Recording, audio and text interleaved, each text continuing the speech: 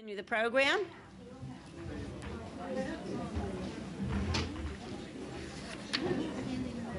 Okay. Evaluations, as I said, are being handed out now. So, and again, please return them, for both sessions at the end of the time. I'm sure everybody unfortunately woke up this morning to hear the terrible news that we heard. And I've been asked to announce, someone just got it on an iPhone, that there's a worldwide Tehillim taking place at 3 p.m. So that'll be right as this program is finishing. And we're asked to say the parakim of 120, 121, and 130. So if everybody could take that, if they want to stay a few extra minutes, I'm sure there's Tehillim in the back, but we can't discount ever the importance of davening, and certainly davening as a united front. And that's certainly something that our peace partners don't understand. So again, it's parakim 120, 121, and 130. We certainly can. Absolutely, I think that would be very. I assume there's probably Tehillim. I'm going to look and see, if I can find how many Tehillims I can find. It is my pleasure to call upon Rabbi Aryeh Bursik from STAJE, who will tell us a little bit about STAJE, and will introduce our next speaker.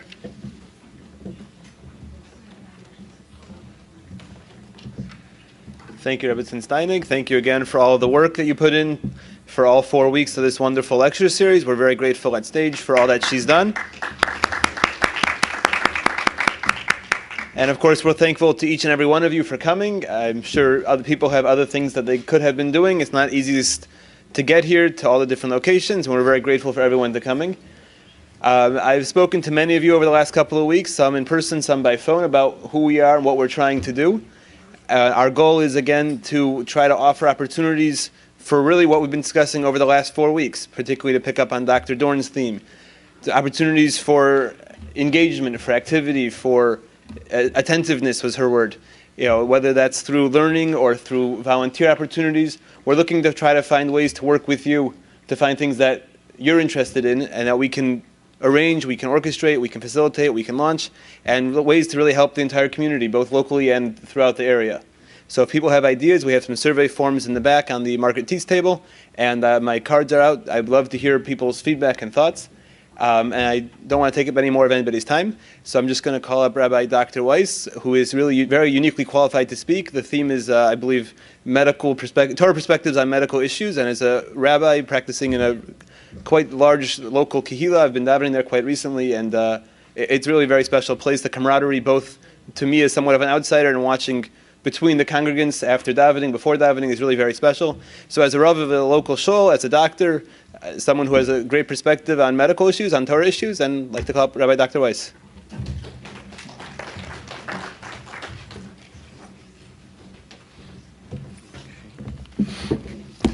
Thank you very much, Rabbi Bursik. I want to thank Rabbi Steinig for spearheading and including our shul, which hosted, I think, last week's session, and 2 weeks ago. Okay, I'm a little out of time. It could be. I'll have to bear that in mind. And all the participating sponsors, Margaret Tietz, of course, and the various organizations, the OU. I want to make sure I don't miss anyone. I'm sure they've been mentioned. But the OU, OHEL, and STAJE. Well, that was just mentioned as well. This also is part of the, I think.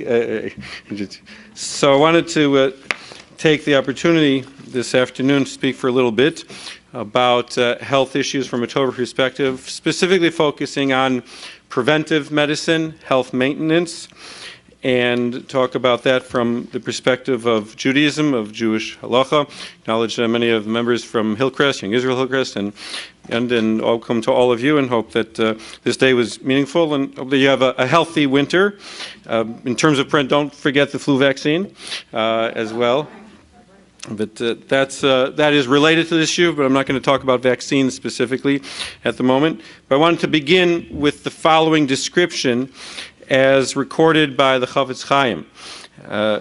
The Chafetz Chaim from Radin, who died in 1933, is well known for his work on Shmiras Halashon, on the protection and dignity of speech. Every year, the Chofetz Chaim Heritage Foundation sponsors videos on Tisha B'Av regarding this particular issue. So the Chofetz Chaim wrote voluminously his classic work on Halacha, Mishnah Berurah, but he has in his Sfarim Likutei Amorim the following kind of digression from his main theme that he was discussing there. But it's very interesting to look at it from a historical perspective, because we're all familiar with the Surgeon General's warnings that came out in the 1960s regarding cigarette smoking. So the Chofetz Chaim, speaking in, I don't know when he wrote this, presumably around 1920s or so, wrote the following: Agav, Dasi Lidan, I want to kind of digress and talk about Odos Ishun HaSigarin, the smoking of cigarettes. Nedaber Ktsat Odot Zeh, Hine Kama Rofim, even at that time, 1920s. So Kama Rofim Gozru, Omru Shekol Mishu Chalush, that somebody who perhaps has a predisposition to illnesses, perhaps their constitution is not so healthy, so that cigarette smoking is a potential issue. So he talks about this particular issue of cigarette smoking early on. Moshe Feinstein has a tshuva, talks about cigarette smoking and the approach to that, and whether the issue of the fact that a person has the right to engage in certain recreational activities. To what extent does a person have a right to engage in recreational activities? To what right does a person have a right to engage in parnasa, in kind of their own professional that can potentially be hazardous? Ramosha also has a tshuva, think about like football players, like in terms of the risks that they take. So it talks about this issue. So just interesting historically that he already discussed this issue back in the early part of the 20th century, even before it was more brought up to date in terms of smoking and various issues associated with it. So the question that, just to use that as a starting point, to what extent do I have an obligation to myself? Let's just focus on myself as an individual. Let's say I'm not talking about to what extent I may affect someone else. Maybe we'll come to that in terms of a person who has a contagious disease, to what extent that may affect someone else. But to my extent, to what extent do I have an obligation to protect my own health? Number one, from not engaging in potentially health compromising activities, as well as engaging in preventive medicine. That's what I wanted to kind of focus on, and just set that with, that's just one example. But I want to focus more not on particular behaviors that a person might engage in that would potentially be hazardous, though we'll dovetail on that, but focus more on engaging in activities or medically recommended procedures or particular behaviors that would be preventive. So with that, I want to kind of begin by quoting to you in Shulchan Aruch, and at the end of Choshen Mishpat, the end of the whole voluminous work of, which is basically civil and tort and issues related to monetary and fiscal issues. So towards the end, there is a siman, there's a section in the Shulchan Aruch, in the Codes of Jewish Law, that is entitled, in Siman Tov Chof Zayin, Mitzvahs Aseh, Lehasir Kol Mechshol. There is a positive imperative that comes and emanates from the Torah itself, Lehasir Kol Mechshol, to remove any kind of potential hazard, any kind of potential harm, sheyesh bo sakanas nefoshos, that could potentially endanger a person's life. And that's just the title of the section. And it concludes the title, Va'asiyas make legago. That's one of the sources. There is a commandment in the Torah that if a person has a rooftop that is able to be used, that there has to be a fence built around it to protect and prevent anyone from falling off. So this concept, the Shulchan Aruch then goes into detail. Any kind of potential hazard or potential harm, any kind of actual structure or any kind of activity that could potentially cause compromise to one's health and potentially cause loss of life. So there's an imperative that the Torah mandates to remove it and to protect oneself from it. Lihizar b'davar yafa, to be very, very vigilant. Shenemar, and it's based on a number of sources, one that being Hishamar lecha shmor nafshecha ma'od. That's a pasuk that the Torah describes, Hishamar lecha shmor nafshecha ma'od. You should be very, very careful, very, very protective, and protect your nafshecha ma'od, your soul, your body. The truth of the matter is, in the context of the verse isn't talking about physical. The verse is talking about not forgetting the Torah. But the truth is that is related, because many of the commentators point out that the idea of my obligation, which I want to try to analyze, and I'll formulate my exact question in just a moment, a lot of my obligation to protect my health is based on the fact that by protecting my health, I maximize my opportunity to serve God. And if I don't protect my health, then I will compromise my ability to serve God. So there is an aspect of the body and the soul kind of being interdependent. So I'm going to want to clarify that in a moment. Just wanted to read to you what the Shulchan Aruch says. V'imlo heisir, if there was some kind of harm that was apparent or evident and a person didn't, then the person violates this halacha. And further on, Shulchan Aruch in that same siman talks about kol ha'over al dvarim elu. Let's say a person wants to drive recklessly, or wants to walk, drive while texting. Want to drive while texting, for example. And says, Hareinu misakein ba'atzmi. So first of all, the person is endangering others. So that itself is an issue. But let's say the person is on an empty road. And if they text, they may become distracted, and they may actually collide with something, not, let's say, another person. Imagine a scenario. So the person says, what is it anyone else's business what I do? If it affects someone else, I understand. But just focusing on the person, him or herself. Hareinu misakein ba'atzmi. I'm going to endanger myself. Ma lacher malai. So what does it matter to other people about me? That's my prerogative as an individual. I have independent rights. I have autonomy. I have liberties. I have the right to engage in activities, the right to pursuit of life, liberty, and happiness. So maybe this isn't the life part, but this is the happiness part. Person likes to text while they're driving, whatever it may be. I'm not so careful, I'm not so concerned. So Shulchan Aruch is very critical of that approach, that a person has an obligation. That's what it seems to be, the person has an obligation. So to what extent is that really true? That's the question I want to pose and try to answer. We certainly know that from a Torah perspective, if a person has some kind of medical condition, that not only is it permitted, but it's considered to be mandatory from a Torah perspective to pursue conventional medicine.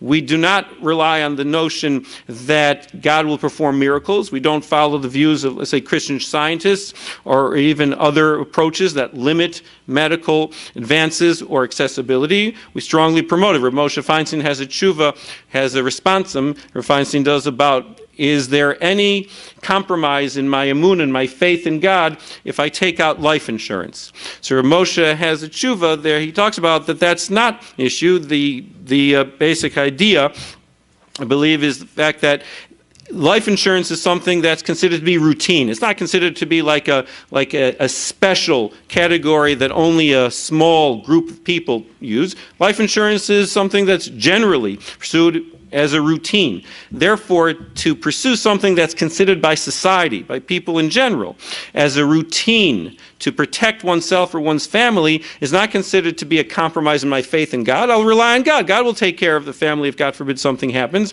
So that's not a violation. On the contrary, that is, in a sense, the way that God operates in this world. God doesn't operate through nis nigla. The commentators point out that God really doesn't like to change nature. He doesn't like the fact that he broke the laws of nature in Egypt was not his design. His design is to work through nature, with nature, in tandem with nature. So that's the natural world, but there's also the natural world of society as a whole, that God functions through nature. So if there is such a thing as life insurance, it's because God felt that that's something appropriate and put it into whoever's mind it was to create it. Whether it was, what's the famous life insurance company? There's a... what? Oh, John Haig, right. So put it into whatever the minds to be able to create. The fact that there's such a thing as medicines like digoxin, for example. God created the plant, the digitalis plant, that allows for digoxin that helps people with heart conditions. The person doesn't say, I don't need digoxin, my heart will work just fine without it. God says, this is the way, if you believe in me, then you will operate through nature, through the natural world, and through the way society conducts itself appropriately through nature, through natural society. societal rules. So pursuing life insurance, pursuing medicines, pursuing all these things are the way that God operates in the world. God is, the notion that we have in Judaism, there's a difference between a nes nigla and a nes nister. A nes nigla is something that's blatantly and brazenly against and opposing the laws of nature. And God doesn't like to break the laws of nature. He created nature, so to break that is in a sense kind of an affront to how he created the world. So sometimes in the course of history, God had to break the laws of nature. In a sense, actually, if you remember from Pirkei Avos, from Ethics of the Father, many of these suspended episodes of nature were already incorporated in God's plan from the beginning, from the 6 days of creation. God operates through what's known as nes nister, namely miracles that are kind of concealed, or that perhaps in some ways better put, that are part of what we take for granted as nature. Every time a person's heart beats, that's a miracle. If you examine the way the heart functions, examine the way the brain functions, these are unbelievable miracles. The way that our bodies operate is miracles. The way the society functions in a positive way is also somewhat miraculous. The fact that society operates at all is sometimes miraculous. But the fact that people can get together and create institutions like insurance or like hospitals is all part of the nes nister that God operates through. Electricity is part of nes nister, that this is the way God operates. So to deny that, in a sense, is not actually conforming with faith in God. On the contrary, it's actually somewhat of an affront to God, because this is the way God operates. So we know that pursuing medical treatments for diseases is not only permissible, but obligatory. We know that because we violate Shabbos to save a person's life. One couldn't violate Shabbos to save a person's life if it wasn't obligatory. So we know that. The question is, and this is the question, to pursue certain behaviors or activities that will help a person protect their health. Is that something that I'm obligated to pursue, or I'm permitted to pursue but not obligated? For example, if there are recommendations of the American Medical Society and the American Gastroenterology Society, whatever their respective names are, whoever puts out the protocols, to have colonoscopies, to have a colonoscopy done starting at the age of 50, and then, depending on the results, every 5 years or so. So what if a person doesn't want to have a colonoscopy? They don't want to be put out. They're afraid of the sedation. They're afraid of the anesthesia. They're afraid of a potential complication of perforation, that maybe the physician will make a hole in their colon and accidentally. It's a risk. It's a small risk. In the hands of good gastroenterologists, that's very low. But the point being, the person doesn't want to. The person is squeamish. The person says, I'm not worried about the risks. I'm not worried about that. I just don't want to spend the time. I don't want to have a colonoscopy. Why are the recommendations? Because unfortunately, colon cancer is one of the more common forms of cancer. And colon cancer can easily metastasize and spread. And colon cancer can be and does, fortunately, cause significant numbers of deaths in the United States. So the screening for colon cancer through colonoscopy is certainly something that is recommended by the health profession. Question is, from a halachic Jewish perspective, is that something I can take advantage of? I'm permitted to, but I'm not obligated to. If I ask my rabbi, if I ask my Jewish pastor, if I ask my theologian, am I obligated to undergo colonoscopies, or, for example, mammographies, breast imaging, leaving out the recommendations a number of years ago of increasing the age at which women should have their baseline, which I think I would certainly not conform to. The recommendations, the original ones, are, I think, the more appropriate ones, that mammographies, but leaving out the details of when a woman should have a baseline mammography and then how frequently to have follow-ups. Can a woman say that mammographies, women who have had it, no, I obviously can't relate to it, but I know that women describe that it's a very uncomfortable procedure, mammography. And it can be very, very intimidating, it can be very vulnerable, as well as physically very uncomfortable. So a woman says, I don't want to have mammographies. Am I obligated to? And would it make a difference if she has in her family history of breast cancer, or if she has had in their family history of some of the genetics that increase the risk for women, the BRCA genes. So can a woman decide, I certainly can have it if I wish to? Certainly, halacha would never prohibit such a thing. Halacha supports this. And the question is, does Judaism mandate it? And in spite of the discomfort, or in spite of the concerns, or in spite of the risks with colonoscopy and mammography, is a person obligated to pursue these preventive screenings? Or is a person not obligated to, but may do so? That's what I wanted to kind of focus on. I wanted to focus on that. We know that certainly certain activities that endanger one's life, if I eat for breakfast, lunch, and supper, potato chips that are highly salted, which I would actually do if I could, I happen to, whatever. But if we know that endangers, if a person has certain diets that are clearly endangering. It's one thing to have, a little nash on Shabbos, because we know that medically that has no effect. So, because it goes to the neshama yisera, and the neshama yisera leaves after Shabbos, comes back later. So the neshama yisera absorbs all that. So the neshama yisera actually gets, that's why it's called neshama yisera. It keeps growing and growing. But we know that certain activities, like to cross the street at a red light. I remember Rav David Lifshitz, Zecher Tzaddik Livracha, from Yeshiva University, I think had this quip that you can't cross the street, because the pasuk says in Bamidbar, when the Torah is talking about not passing through certain locations, about Edom. So Edom is a play on words. So Al Tavor bi Edom. Don't pass against the red light. So we know that certain endangering, to drive while texting, no one would say that that's permitted. No one would say that's permitted, because that's an active endangerment, or certain let's say, aspect of a person's certain lifestyles that may be endangering. The question is, I'm just going to be passive. I'm not going to be screened for colonoscopy or for breast cancer or for cervical cancer or whatever other preventive. I'm not going to even be screened, let's say, for high blood pressure. It's not even an invasive procedure. Person has, either at home, they have their Omron machine, or the doctors, they get screened for high blood pressure. So as a person, there's no risk in having screening for high blood pressure, for hypertension. There's nothing invasive. There's no risk. There's nothing at all. It's a very non-invasive, very basic screening. Yet, and we know that hypertension, high blood pressure, is a major risk factor for heart disease, for stroke, for kidney disease.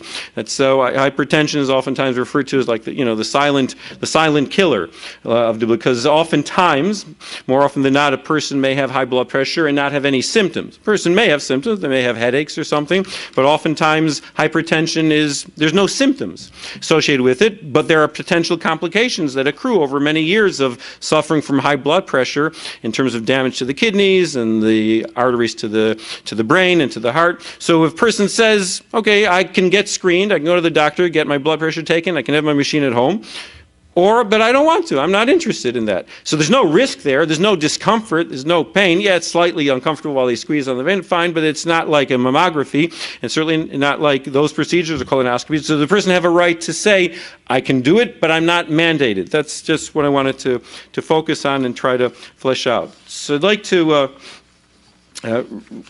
share with you a few ideas from what there's a wonderful work in halacha by Dr. Abraham S. Abraham. Dr. Abraham is now retired from Shaare Zedek Hospital, I think assistant director of internal medicine. So he wrote a work that's really become very, very universally regarded, called Nishmat Avraham. And it's a work on Shulchan Aruch all the way from the beginning, Or Chaim, all the way to the very end. And every halacha, every law in the codes that has anything to do with medical issues, he excerpts, and then he quotes all kinds of sources from the Rishon, from medieval period, through the responsa literature, and through contemporary poskim in Eretz Yisrael. And he has discussions. So he has a whole section on refuah monat, of preventive medicine. He has a whole section on that and talks about various issues regarding that. So one issue that's relevant is that what rights do I have, what authority do I have over my own body? We know that no one else has rights over my body. No one else is permitted to harm me or in any way compromise me. To what extent do I have kind of control over my health, over my well-being? To what extent am I? So they quote let me just find the quote from the Rambam. He quotes from the Rambam, writes, it's based on the Talmud, the Rambam Maimonides, who was a doctor. The Rambam became a doctor. If you're familiar with the history, the Rambam had a brother. I forget his brother's name. The Rambam had a brother who was a businessman. Was Avram ben Rambam was the son, I think, right? Was named after the brother? No, probably the Rambam's brother. His brother was Avram. So the Rambam had a brother who was a businessman, and he supported the Rambam, who was learning, studying, writing, and then his brother perished at sea based on a business voyage. So that's when the Rambam then went into medicine professionally to support himself. That was before Obamacare, of course, because that would not have worked. But anyways, so this is being recorded, isn't it? So the Rambam became a physician at that time. So the Rambam, there's a description, actually, Dr. Abraham has it elsewhere, there's a description of the Rambam's daily schedule, his daily itinerary. He describes that when he lived in Egypt, he used to go to serve the Sultan in Egypt, I think in Cairo or Alexandria, and he would go there to the palace and basically make rounds and take care of the royal family, and then he would return home later in the day, and he described that he was just exhausted, and we tied in, there was a whole line of people waiting for him for medical advice, and not for rabbinic advice, for medical advice. He writes that he didn't have time really to advise his community on spiritual matters except for Shabbos, I think he writes.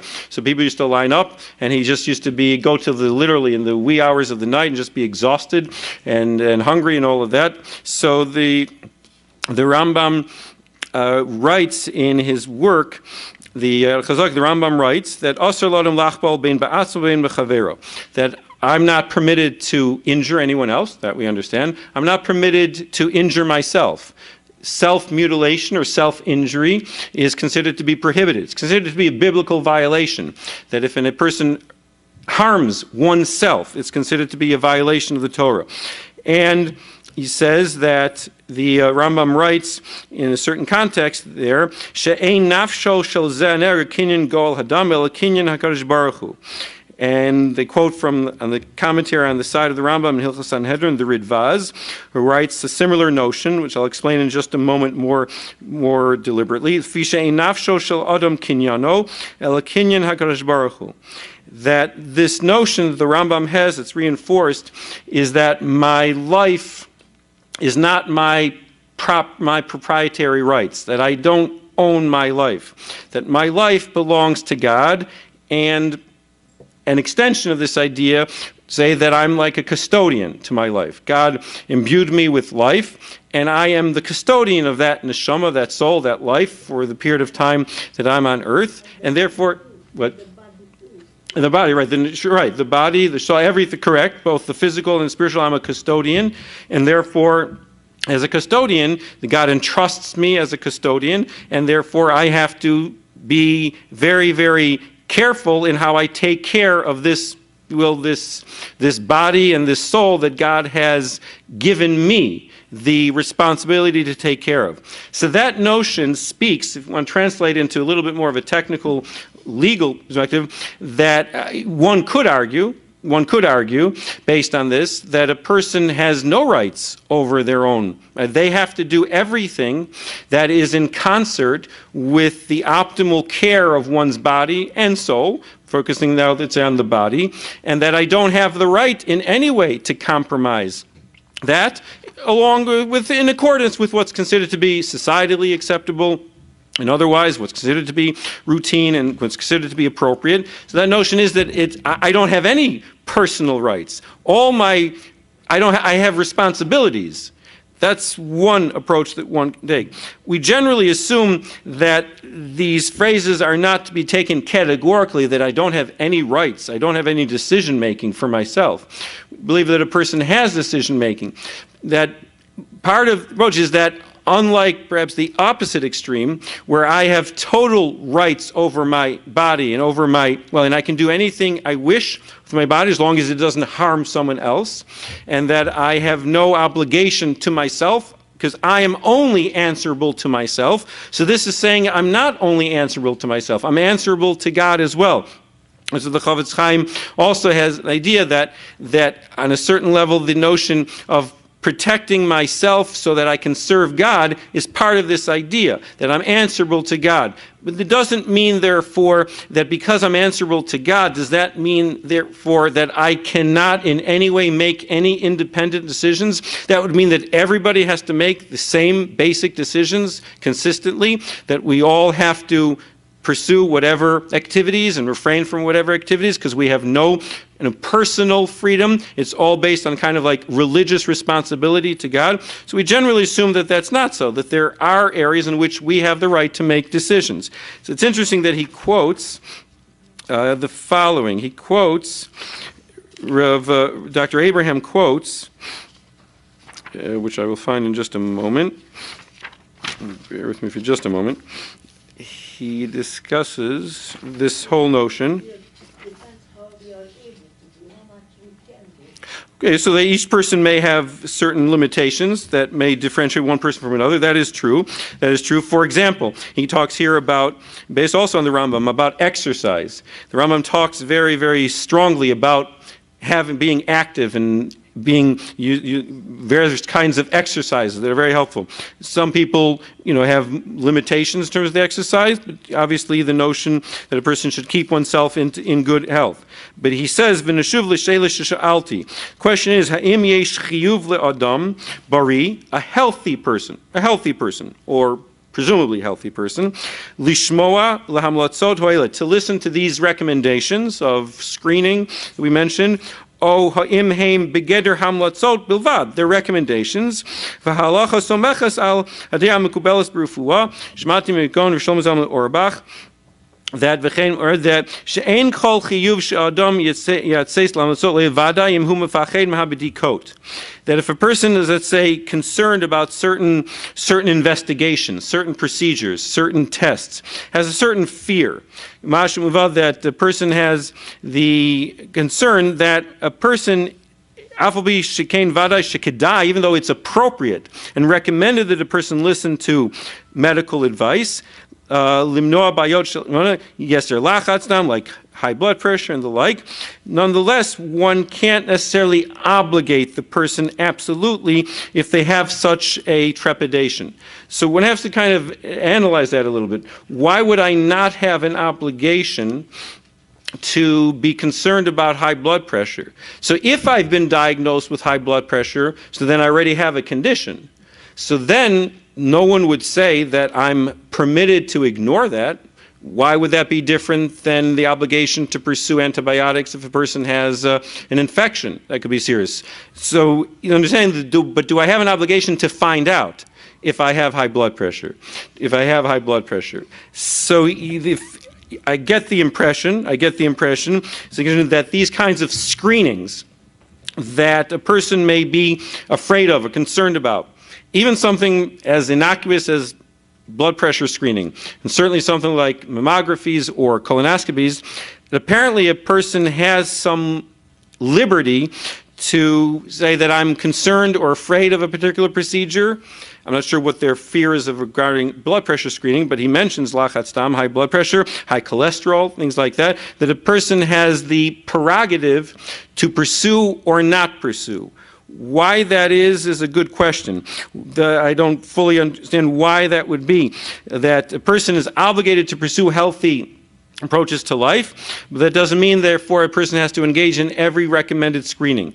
Why would that be? If a person already was diagnosed with high cholesterol, or diagnosed with high blood pressure, or diagnosed with a polyp or colon cancer, or some kind of precancerous mass in whatever part of the body, whether it's colon or breast, there we would say a person is not only permitted, obligated to pursue treatment from a Jewish perspective.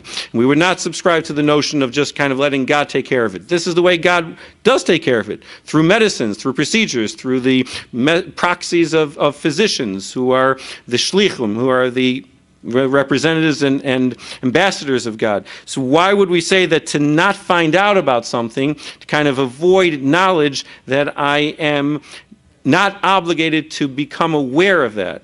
That's a little bit unclear to me. The Rav Neuwirth, in his classic work, Shmirat Shabbos K'Hilchasa, on Hilchos Shabbos, Rav Neuwirth, who was very, very close to Dr. Abraham, passed away a number of years ago.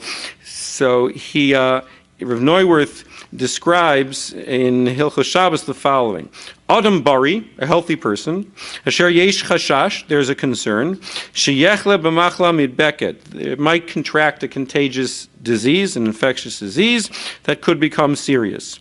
So it's permissible to violate Shabbos to prevent that from happening. Person is now healthy, but there's a concern that they might be exposed to some contagion and therefore could become inoculated with that. So one can violate Shabbos not only to treat active disease, but to prevent the possibility of contracting a disease that could become life-threatening. Therefore, an example of that would mean, let's say you have somebody at home who has some kind of infectious disease or contagious infectious disease, and that person himself or herself does not require hospitalization. However, there are other people at home who are being exposed to that person and have, let's say, nowhere else to go to kind of stay, that would be permissible to transport the patient who doesn't in and of him or herself need any further treatment right now, but permitted to transport that person by vehicle, by car, driven by a Jew on Shabbos to, let's say, a hospital for quarantine, whatever, in order that the other members of the family would be protected. It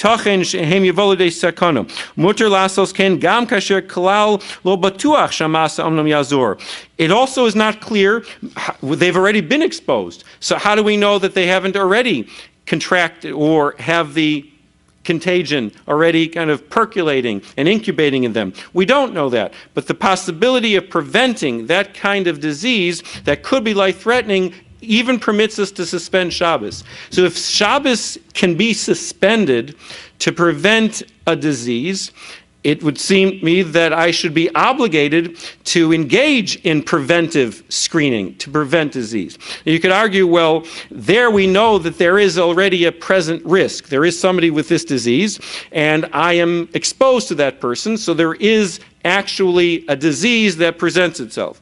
As opposed to colon cancer, which there's no basis to assume the person has. High blood pressure, there's no basis to assume it has. So therefore, maybe I'm not obligated to pursue those. I'm not sure why there would be a distinction between those. Oh, okay, fine, very good. I'm not sure why there would be a difference between those scenarios. Just because I don't know something, why does that somehow relinquish my responsibilities? If I know that somebody here has a contagious disease, then I can violate Shabbos to protect myself.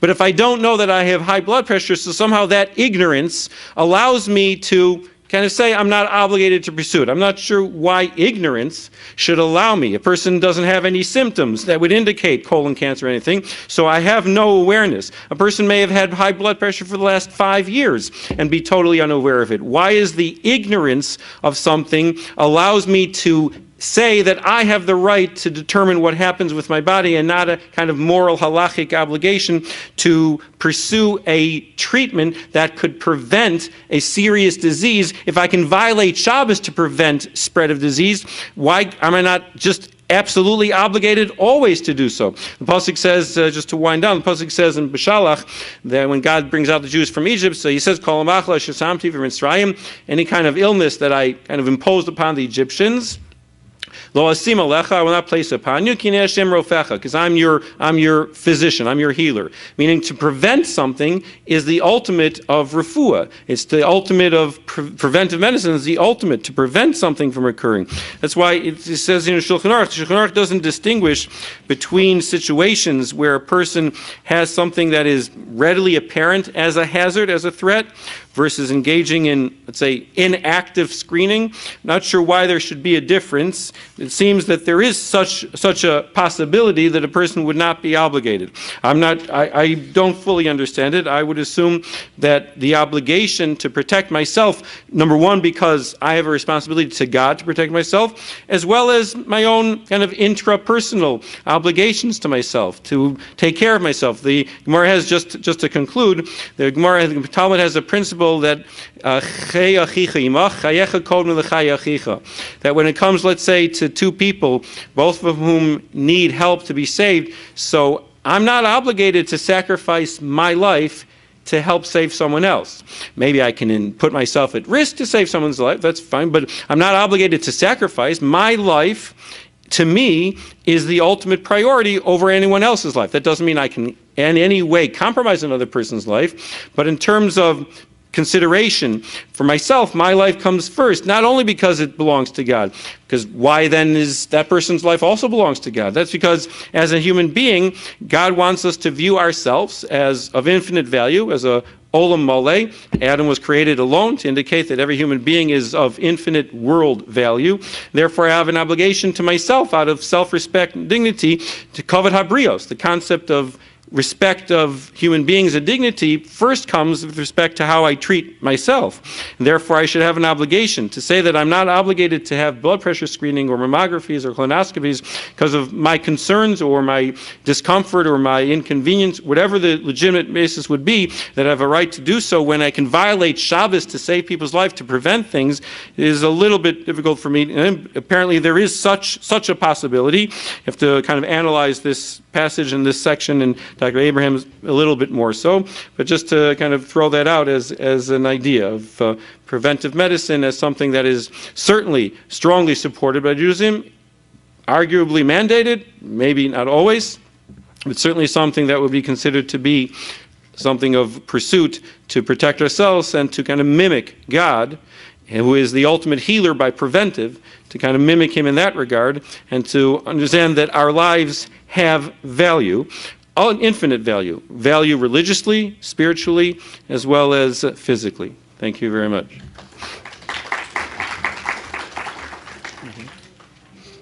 there any questions? We have a couple more minutes before we're going to start the Hillel. Any questions for Rabbi Weiss? Thank you so much. Okay. One thing. Right.